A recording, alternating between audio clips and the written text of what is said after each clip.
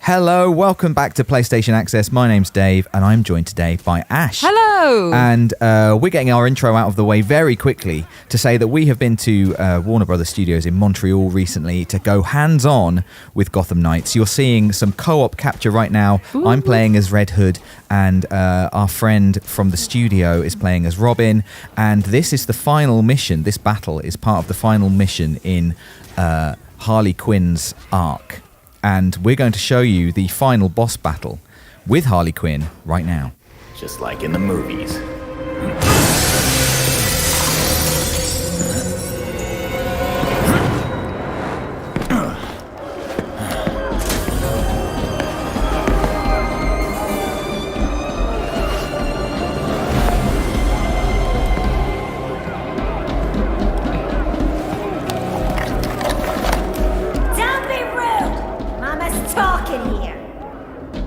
That's how you're controlling them.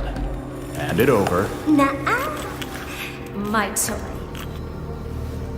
That's enough games, Harley.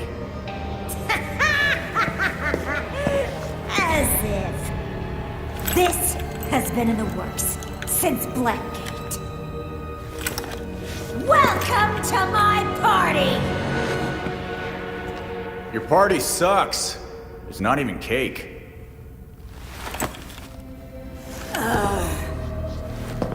That's because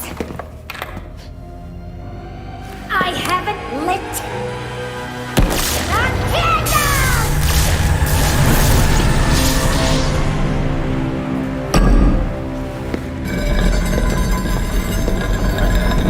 Now, let's play, Dead Hood. And we're back in the room. Woo, exciting. So we thought we'd pause for that cutscene to set up this final boss fight. It's worth saying that this is the final part of Harley's arc. So if that's not something you'd like to see, then maybe you should have stopped watching already. But we went over to the studio in Montreal to spend about 2.5 hours with the game, with hands-on time. Half an hour of that was co-op, and in those 2.5 hours, we saw the first mission in Harley's arc and the last mission in Harley's arc, which this capture has come from. Yes, it was like a big sandwich, but all the delicious filling was taken out. It was like we know how it starts and we know how it ends. Yeah. But what happens in the middle? How does she get there? The bread is quite delicious as well, though, I will say. The bread is delicious, yeah, but it just leaves me hungry for the middle bit. Yeah. So it's worth saying, I think, as you may have gleaned from that cutscene, that Harley, when we first meet her in Gotham Knights, is in Blackgate Prison. Yes. So she is still in prison at the end of that first mission. Mm-hmm. She's very much not in prison now. Yes. And we don't know how she's got here. And we do know that she has enacted her evil plan to mind control the population or swathes of them. Yeah, like Harley Quinn is a psychiatrist at the end of the day, and this is kind of her stepping into a role, becoming her own person. This is a Batman-less Gotham, which we've spoken about previously in our list video, if you want to check that out on the channel. But without his presence, these villains are allowed to thrive and kind of come into their own and explore how they relate to Gotham without Batman there. And Harley Quinn especially becomes much more powerful and much more unhinged. Like, this is a mature version of the character. It's not quite the same manic pixie dream girl that she's been previously, but she's still very chaotic, very much honed in onto who she is and what she wants to show.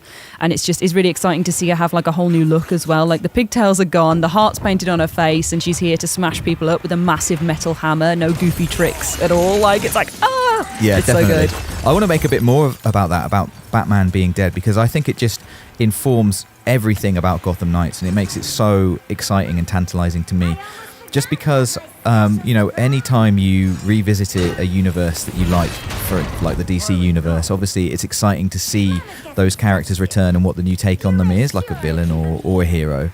And it's so great to me this time without Batman. That completely changes the kind of the outlook of these villains. Yeah. It completely changes their world. They're not, not just reskinned or like different kind of subtle takes on the villains we've seen time and time again.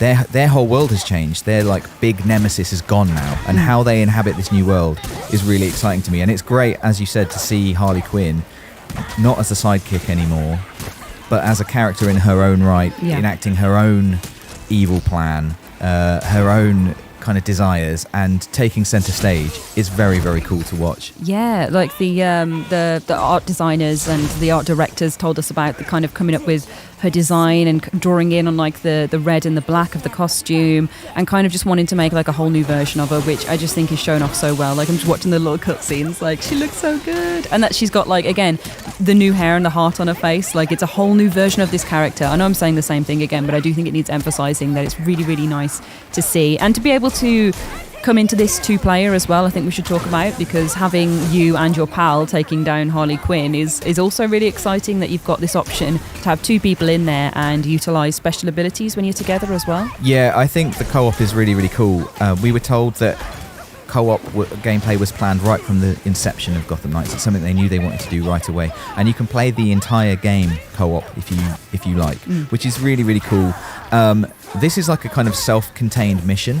Yeah. So there's kind of 2 styles of gameplay, or in particular in Gotham Knights, which is patrolling, where you just have access to the open world and you're just going about doing superhero business, patrols, vigilanteism, and then you get into kind of more specific missions like this one, where so this has a clear start and an end and a story to investigate, and you can do both with your co-op partner. Yeah. And I really, really enjoyed it. Oh, here's a spectral ability. I didn't know how to use that spectral ability. Oh, I liked seeing it though. It looked cool. It looked cool. If I knew how to do it, it was going to be great. That's a momentum ability. So it's worth pointing out just right now, since we've talked about it, at the bottom right of the screen, you can see those 3 white bars. That's the momentum bar, which you fill by being good at combat. Not really even by being good, just by doing combat. Perfect dodges and well-timed strikes will earn you more momentum. And every one of those notches that you light up is a use of a momentum ability. And the momentum abilities you will be able to see just above the momentum bar on a kind of a cross system. They're like special moves that your character has that can only be used once you've got some momentum. And they look cool.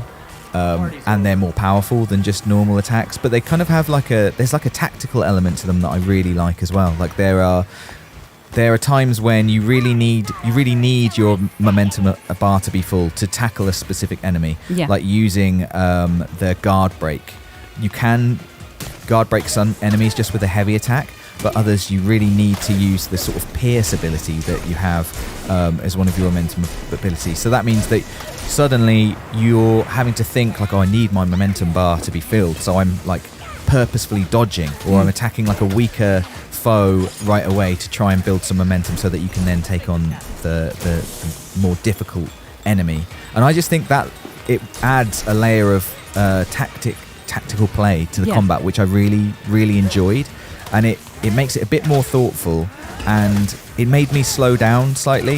I think my, instinct with a game like this is to go in straight away and just start mashing square and, just punching, especially because they always make it look so good, even when you just mash square. The way you hop around in this is like sublime. But the momentum abilities gave me a bit of pause and gave me reason to sort of take it a bit more slowly. And actually, everyone will play it however they choose, but playing it slowly made me feel more like a superhero. It made everything feel deliberate and cool. Like you thought about it, you could tell. Exactly.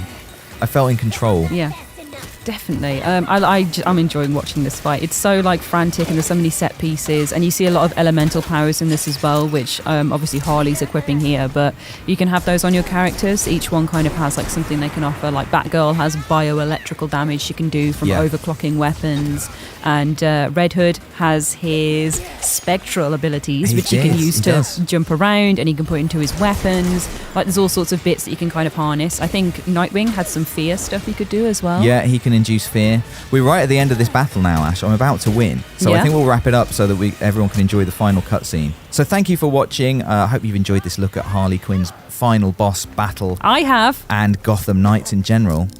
We'll see you again soon. Bye.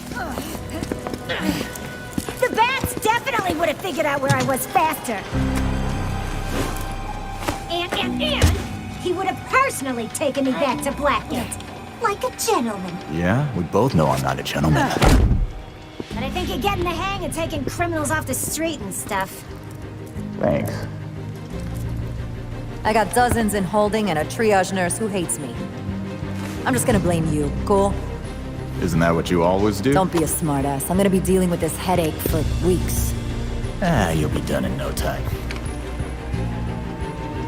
Oh yeah, I got a full desk of open cases, it says. God damn it! You tell anyone about this clown girl, I'll gag you.